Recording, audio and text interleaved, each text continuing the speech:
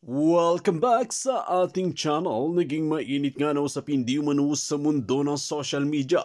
Tila nagulanta nga itong seremolya na ito sa matinding banat ni Zulueta. Tila nagsalita na nga ito at talagang napaparatangan nga lang daw sila sa pagkawala ni Percy Lapid na mapahanggang ngayon mga kaibigan ay hindi pa nabibigyan ng tamang hustisya ang pamilya Lapid na ito. Dahil nga kasi mga kaibigan, isa lamang ang tinuturo nilang suspect at walang iba kundi si DG Bantag na mapahanggang ngayon ay hindi nga nila napapatunayan. Ginawa na nila ng warrant of arrest.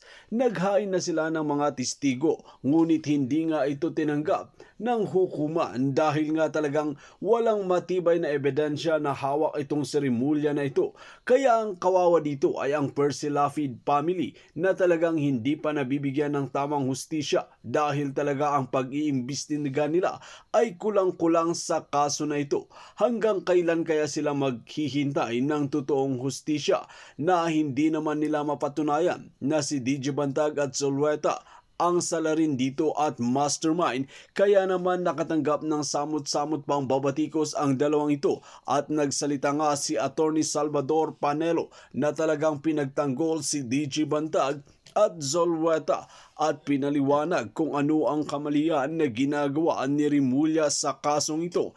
Dahil ang nakakalungkot mga kaibigan ay nagiging one-sided nga itong si Rimulya na ito at si Katapang ay talagang tinuturo nila at tinutugis nga nila at hindi naman nila mahanap si DJ Bantag, kaya naman tama lang ang kanyang ginagawa at lalabas na lang ito pag napalitan na talaga ang mga DOJ at mga politiko na gustong pabagsakin si DJ Bantag. Well mga kaibigan, para nga sa karagdagang impormasyon, panoorin nga natin ang buong video. At kung bago ka pa lamang sa aking channel, huwag kalimutan i-click ang subscribe button at notification bell para lagi kang updated sa ating mga bagong video. At para sa sulit viewers natin dyan, maraming salamat sa walang sawang pagsuporta. Ito na. Grabe guys, grabe talaga ang pangyayari ngayon. Sobrang, ewan ko kung masaya ba tayo or mixed emotion. Oh, mixed emotion. Kasi napakaganda po ng balita guys, no? Finally, no? Finally. Talagang nag-rumesback na talaga itong si Ricardo Zulueta. Yung pinakahihintay natin, no? Pero bago lahat, basa-basa muna tayo. Oh, first honor si Susan Aviles, Happy Tuesday Idol, Foodinet, sa Team Bantag. Oh, Happy Tuesday sa inyong lahat ha. Tuesday na pala ngayon. Ang bilis ha. Ibig sabihin bukas March na. March na bukas kasi walang ano ngayon eh. Walang 28. Oh, tama. March na bukas. Ang bilis. Ha? Third quarter na ba? Tama ba? First quarter pala. First quarter, no? First quarter of the year. Sus, grabe, ang bilis. Tapos, lumabas na si Zulueta. Naku, panalo na. Napakasaya natin. Ha? Absuelto na po mga kaibigan. Sarap po nga palak. Ang sarap pumalakpak, no? Ang sarap. Yung mga antay-bantag. Kagabi pa sila, alam mo ba? Muntik na ako hindi matulog. Kasi yung mga antay-banta guys, ang ingay nila eh. Natatawa ako sa kanila eh. Sobrang ingay nila. Hindi daw totoo yun, hindi daw totoo. Ano hindi totoo? Sisihin nyo yung GMA. GMA naglabas dun eh. Mga sira pala yung mga kokote nyo eh. Bakit kami sisihin nyo? Sisihin nyo yung GMA. Wala namang ibang naglabas dun kundi GMA. Oy, Ultraline! Shout out, Totong Johnny, Margarita Libon, Jen Sotero, Melba Sutcliffe, Eagles League. Oy, Eagles League, kumusta ka na? Rose Tano Niazi. Ayan, oh.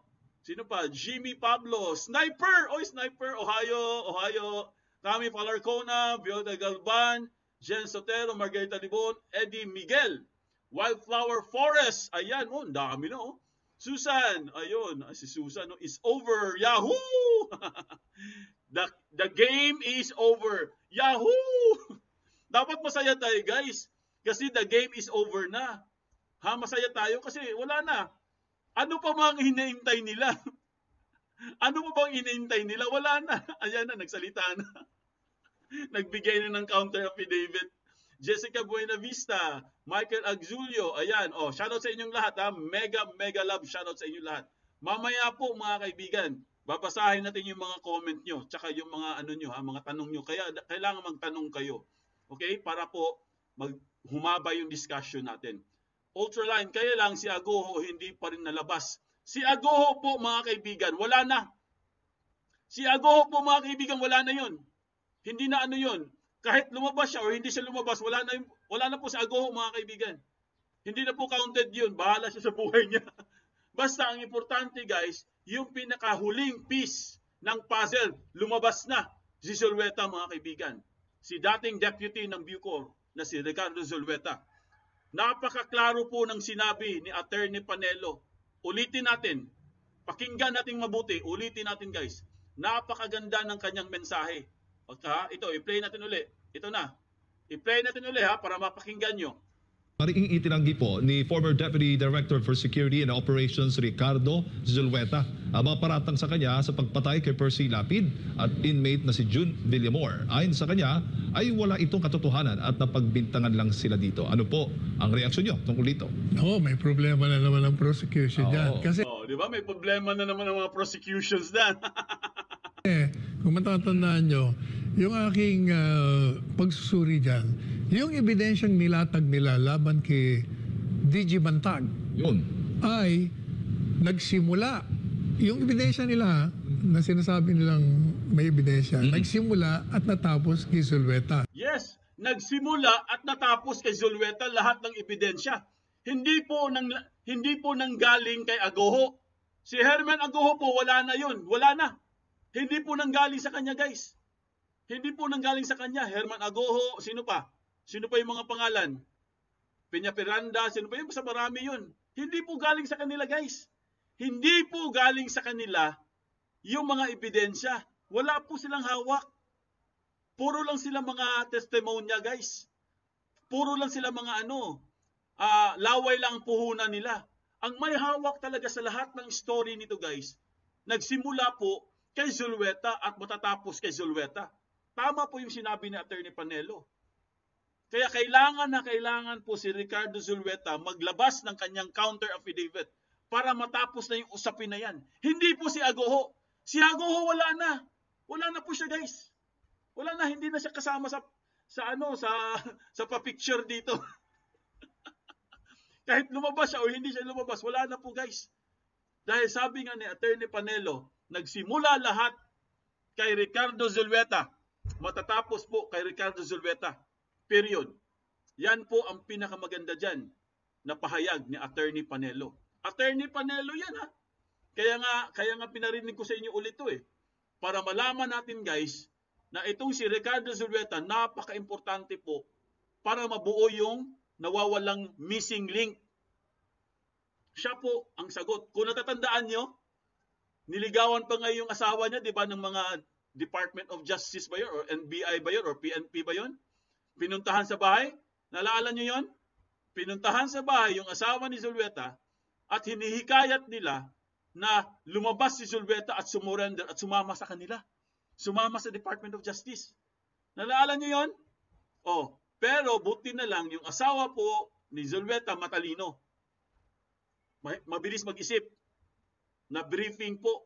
Kaya ang sabi ng asawa ni Zulueta, sige, pero kaharap ang mga abogado namin. Ang sabi niya, sige, papayag ako. Pero kaharap ang mga abogado namin. Anong ginawa nung mga taga-gobyerno? Umalis. Lumayas. Hindi na bumalik. Kasi, ang sabi ng asawa ni Zulueta, sige, papayag ako. Basta kaharap yung mga abogado namin. See? Bakit nila pinipilit yun? Makuha si Zulueta. Kasi po, mga kaibigan, yan po ang makapagpadiin sa kaso or talagang malalaglag talaga si Bantag dyan kung nakuha nila si Zulueta. Kaso lang ang problema, guys, si Zulueta sumama kay Bantag. Malas lang. Di ba? So, akala nila, wala naman niya si Zulueta, hindi naman niya magsasalita. Ngayon nagsalita na. Paano yan? Nagbigay na ng counter affidavit. Paano yan? Fudinet, anong mangyayari dyan? Wala nang mangyayari. Kasi siya na lang yung hinaantay na salaysay. Dahil si Ricardo Zulueta ay isang deputy ng Bucor. Meron siyang ranggo, meron siyang posisyon. ang kalaban niya, puro PDL. Lahat ng mga testigo, lahat ng mga nagbigay ng mga testimonya nila, puro mga PDL. Oh, ngayon, sino paniniwalaan mo? Yung deputy or yung PDL? I mean, yung mga hindi ko naman sinasabi lahat ng PDL. Yung sila Ago, sino pa yon. Siyempre, ang papanigan mo dyan, yung deputy. Kasi ang deputy, pwede mong sabihin na assistant yan eh. Assistant po ng DG yan. See? So, sino ngayon may pinaka mataas na kredibilidad? Kung iisipin nyo. Di ba si Zulweta? Oh, hindi naman si Agoho. Si Agoho po, wala na. Echapera na siya dito. Out na siya sa picture, guys. Hindi na siya pwede magpa-picture dito. Out na siya. O, di ba? O, tuloy natin yung sinabi ni Panelo para maintindihan po natin lalo, guys. Kaya sabi ko, kung si Zulweta lumabas at umamin at tinuro si Bantag, iyon ang ebidensya nyo. Ayun. Eh, pero yung tinatanggi niya nga eh. Tinatanggi nga niya eh. Oh. Tinatanggi nga niya yung kasalanan eh. Tinatanggi niya. Ibig sabihin, tinatanggi niya yung mga kasalanan, yung mga pag-involve sa krimen. Ibig sabihin, hindi sila kasali. Hindi kasali si Bantag. Wala pong kinalaman si Bantag dito. Tinatanggi niya. Yun nga yun eh. Oh, ibig sabihin, absuelto na. Panalo na. Oh, ngayon mga anti-Bantag, paano yan? Di ba? Paano yan mga anti-Bantag? Oy, iyak kayo ngayon. Ngayon dapat na malaman ng mastermind na Lapid Villamor Slay, Margarita Libon. Yes. Magkakaalaman na. O sa bagay, alam naman talaga natin yan. Alam nyo guys, dati pa yan eh. Itong si Mr. Roy, alam mo Mr. Roy, no? Mangulang galang na po. Matagal na sana nakuha yung hustisya eh. Matagal na sana nakuha ng hustisya ng kapatid mo. Kaso nang ayaw mong maniwala kay General Bantag. Sinabi na nga ni Bantag eh, ayaw niyong maniwala. Gusto niyo kasi, meron pa kayong isasama sa kaso. Gusto niyong isama si Duterte at gusto niyong madiin si Bantag. Kaya ayaw niyong paniwalaan. Kung tutuusin guys, sumurrender na ang gunman eh. Yun na yung hustisya eh. Wala namang ibang pumaslang, di ba? Meron pa bang ibang pumaslang? Baka siguro may hindi talaga si Escorial ang gunman. Kasi ayaw niyong pumayag eh. Ayaw niyong paniwalaan na si Escorial yung mga sinasabi. Gusto niyo meron pang madiin. Meron pang masama sa kaso. Di ba? Yan ang pinakamaganda dyan. Ngayon, paano yan? The game is over. Baka binayaran din. Hindi rin natin alam. May problema na kayo lahat ngayon. Ako matatagalan. Lalo to. na. Dahil tinatanggi niya at sinasabi niya na dahil nga sa ka-istriktuhan nila. Kaya yun, sinisiraan sila. Kaya may problema na naman kayo. Ito. Problema, malaking problema talaga yan. Malaki pong problema na kakaharapin nila ngayon. Kasi guys, pang 14 days na. Pasong-paso na. Oy, sniper! Sniper. Okay. Ganda ng mga comment ni Sniper. Puro mga ganun-ganun, no? Oy, kumusta ka na, Sniper, ha? Tabaho ka lang dyan. Ay, nagpahinga siguro si Sniper, no? So, yun po, mga kaibigan, di ba? Wildflower Forest. Ibalik na dapat si DG Bantag sa Bucor para mawala na ang mga talamak sa droga. Dapat talaga. Kamote Moto, Sniper, shoutout. Oy, shoutout daw, sabi po ni Kamote Moto. Di ba, mga kaibigan? Kung ang inaantay na lang natin dito, si Ricardo Zulweta, ano pang ika-counter nila? Ito, panoorin natin to guys. Pakinggan natin to. Maganda rin to ha. Maganda to. Maganda pahayag dito.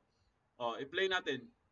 Paghamon ng Department of Justice kay dating Bureau of Corrections Deputy Security Officer Ricardo Zulweta na humarap at maghain ng kanyang counter affidavit matapos isangkot sa pagpatay sa radio broadcaster na si Percy Lapid at presong si June Villamor. Dagdag ni Justice Secretary Jesus Crispin Remulla na hindi dapat sa media sumasagot ang kampo ni Zulweta at sa halip na dumiretso sa kanilang tanggapan at sagutin lahat ng mga alegasyon sa kanya. Ano pong masasabi niyo dito, Atty. Sal? Natatawa ko.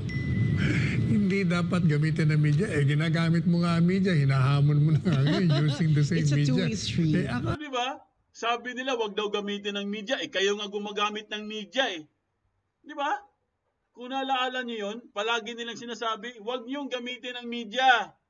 Lumabas kayo, wag niyong gamitin ng media. Sino ba ang gumagawa? Sino ba ang gumagamit sa media? Di ba kayo? Lalo na yung Department of Justice, palagi kayong lumalabas sa media. Bakit? Lumalabas ba sa media si Si Bantag?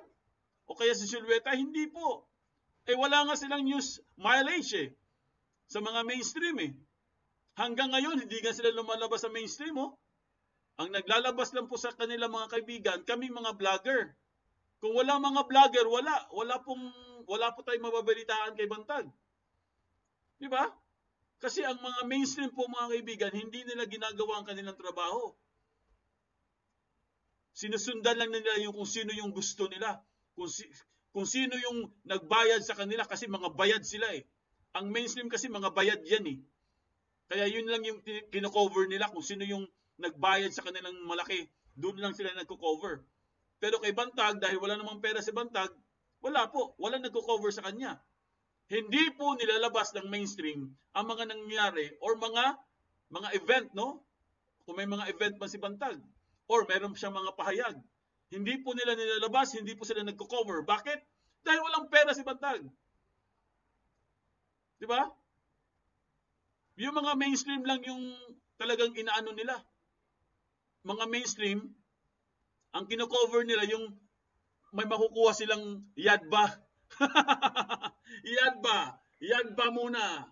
Di ba? Yun naman talaga gusto nila Ang mga mainstream, magko-cover lang yan pag yadba. Pero pag wala silang paki sa iyo. Di ba? Kaya po ang mga vlogger, yun po ang mga vlogger na lang ang naghahanap ng paraan para at least ma-disseminate ang information patungkol po kay Bantag. Kasi wala nang ibang nag-spread ng news o kaya information Kami na lang. 'Di ba? Kung sino na lang yung mga masisipag na mga vlogger, yun lang yung talagang nagko-cover. Pero ang mainstream never nilang talagang pinilit na ilabas si Bantag para at least malaman man lang sana ng mga tao. Pero wala po. Kaya tama po yung sinabi ni Atty. Panelo. Sinasabi nyo na wag lumabas sa media, pero kayo ang lumalabas sa media. Baliktad kayo Alam mo ba, ayaw mo ng patulan. Ang problema kasi nagkakaroon ng mga inconsistency. Unang-una, sinasabi ni Zulweta, magsasubmit siya ng counter affidavit. Kaya lang, mukhang sumali na siya doon sa kampo ni General Bantag na kini-question nila ang jurisdiction dahil nga nagbigay na ng pahayag ang opisyal na posisyon ng DOJ na sila'y guilty as hell. O di siyempre, ayaw na nila na magpasailalim sa preliminary investigation sa ilalim ng departamento na nagbigay ng posisyon na sila'y guilty. Kung baga, hindi na patas ang labanan. Kaya gusto nila ilipat sa ibang ahensya. O kaya, yan ang problema dyan. Kaya, palagay ko, dapat i-resolve nyo na kasi. Ang problema, alam mo nga na, natatandaan mo, nag-file sila ng inhibition. Last week pa yata, at even more than a week before. Ang problema, wala pang resolusyon. Nagsalita na si head ng DOJ at yung tagapagsalita niya na walang jurisdiction. See? Wala pang ang resolusyon. Wala pang resolusyon. Nagsasalita na kayo ng walang jurisdiction. Yan ang sinasabi natin. Di ba? Tama po si Atty. Panelo. Attorney na ang nagsasalita, attorney na yan. Wala pang resolusyon, inuunahan nyo na palagi. Kaya ang nangyayari palagi, nagkakaroon ng conflict. Nagkakabulbuhol yung story. Kasi inuunahan nyo na kaagad sa social media o kaya sa mainstream. Kasi malapit kayo sa mainstream Dabarkads mo kasi yung mga mainstream, dabarkads nila si Bantag, walang dabarkads na mainstream So inuunahan na kaagad nila, lumalabas na kaagad sila, sinasabi na kaagad nila na walang jurisdiction. Kaya kawawa po mga kaibigan, yung mga kawawa po yung mga kunwari, biktima. Hindi naman maka-afford ng mainstream media.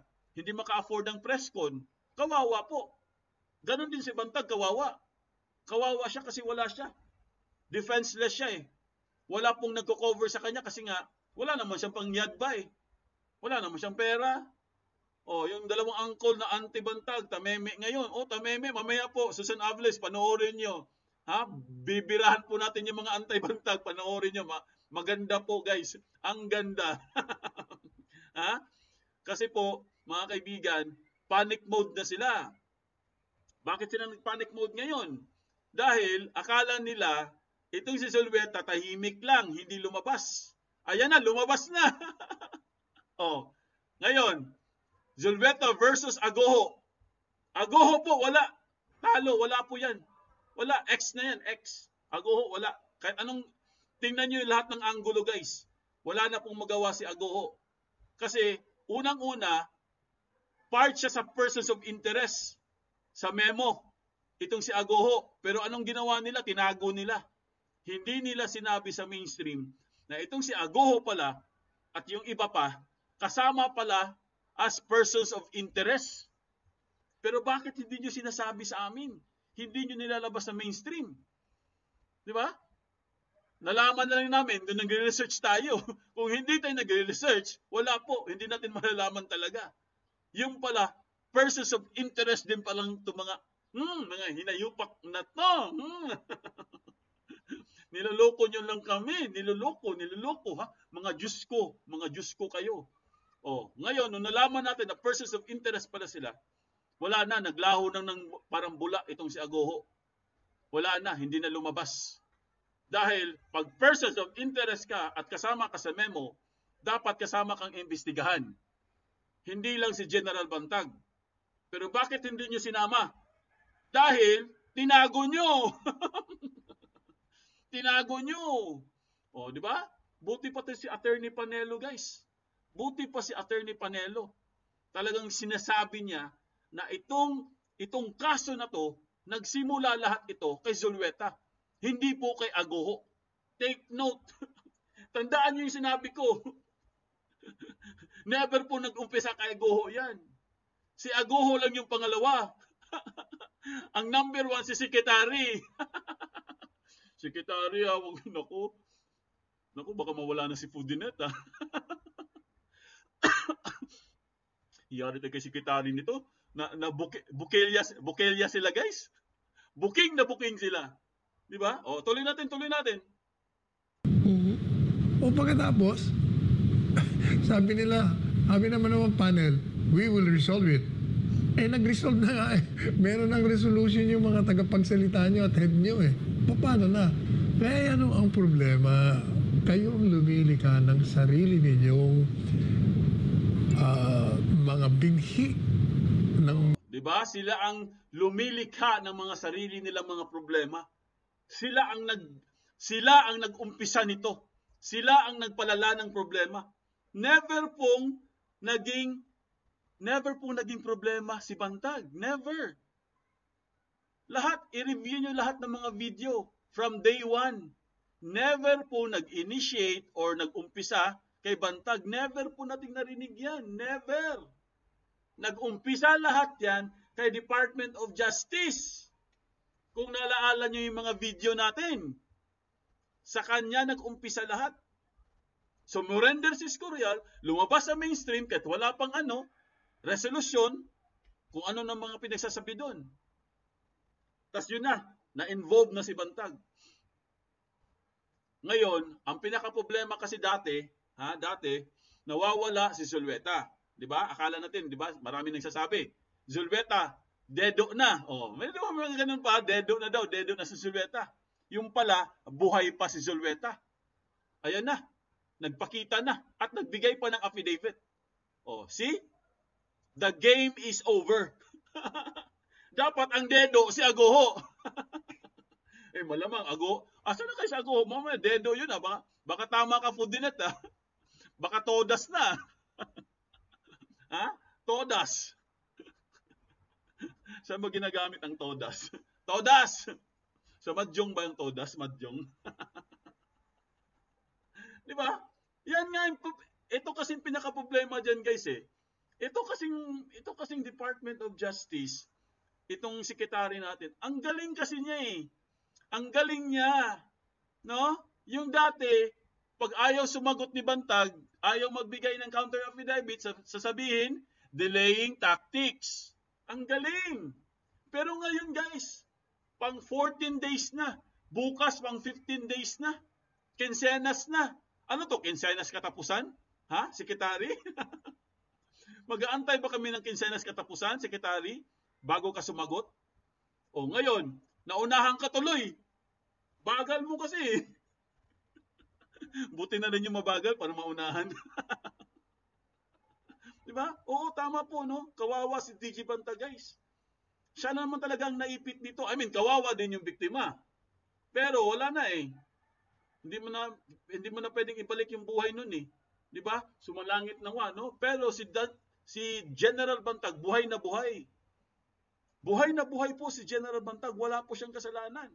Dapat i-defend ng maigi. Di ba? O, tuloy natin si Attorney Panelo. Paghihinala, kaya tuloy yung mga respondents, pati yung mga tao, naniniwala na hindi nga patas ang labanan. You're the ones creating your own problem of perception regarding your impartiality and objectivity. Di ba? Impartiality and inobjectivity. Impartiality and inobjectivity. Walang kwenta. Nonsense. Impartiality. Hindi pantay-pantay. See?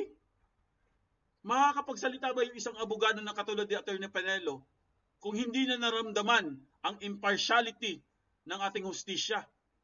Anong klaseng hustisya meron tayo kung ganun pala? Di ba? Paano natin i-upgrade yung hustisya natin? Kung magsisimula pa lang sa sekretary, palpak na. Di ba? Sa atin guys, reaction lang naman tayo, no? Opinion lang naman talaga tayo. Wala naman tayong magawa dyan eh. Dahil hindi naman tayo mga abogado. Di ba? Hindi naman tayo abogado. Hindi naman tayo mga expert dito. Hindi rin tayo journalist. Vlogger lang tayo. Ang sa akin lang, no? Ang sa atin lang ditong lahat tayo, mga supporters, lahat tayo, na at least man lang, mabigyan ng klaro yung paglitis sa kaso ni Bantag, no? Pati itong kay Lapid case. Hindi yung hawsyaw. Para lang masabi nyo na galit kayo kay Bantag or magantihan nyo siya. Hala, sige. Lahat ng kaso, ibigay nyo. Di ba? Napaka-unfair eh. O ngayon, sasabihin nyo, ito, lumabas na si Zulueta eh. Ayan na si Zulueta, Ricardo Zulueta, nagbigay na ng counter affidavit. Do you think meron pa kayong pwedeng i-counter dyan? Wala na kayong pwedeng i-counter dyan. Kasi sabi nyo, natanda. Dito nga natin makikita mga kaibigan kung gaano nga ba talaga katibay at kalakas ng loob si DG Bantag at Zulueta na ito na talagang dinidiin nga sa kaso ng pagkawala ni Percy Lapid, ngunit hindi na nila mahanap kahit na nagpatong pa sila ng mga pera at limpak na milyon sa ulo nila ay hindi ito tinutura ng taong bayan dahil alam nila na inosente si DG Bantag. Ang kahilingan lang naman ng taong bayan ay magkaroon ng patas na paglilitis sa kaso ni Percy Lapid na mabigyan naman talaga ng totoong hustisya at hindi maparusahan ang mga inosenteng tao. Well mga kaibigan, kung kayo ang tatanungin ano ang inyong mga opinyon, just comment below sa ating comment section at ating pag-uusapan.